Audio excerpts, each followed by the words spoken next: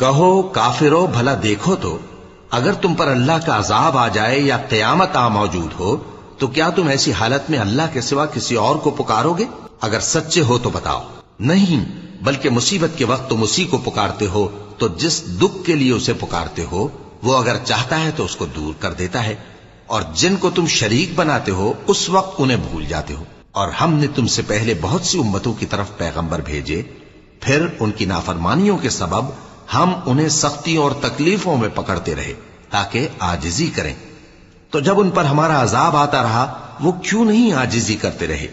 مگر ان کے تو دل ہی سخت ہو گئے تھے، اور جو کام وہ کرتے تھے شیطان ان کو ان کی نظروں میں آراستہ کر دکھاتا تھا۔ پھر جب انہوں نے اس نصیحت کو جو ان کو کی گئی تھی فراموش کر دیا تو ہم نے ان پر ہر چیز کے دروازے کھول دیے، یہاں تک کہ جب ان چیزوں سے جو ان کو دی گئی تھیں خوب خوش ہو گئے تو ہم نے ان کو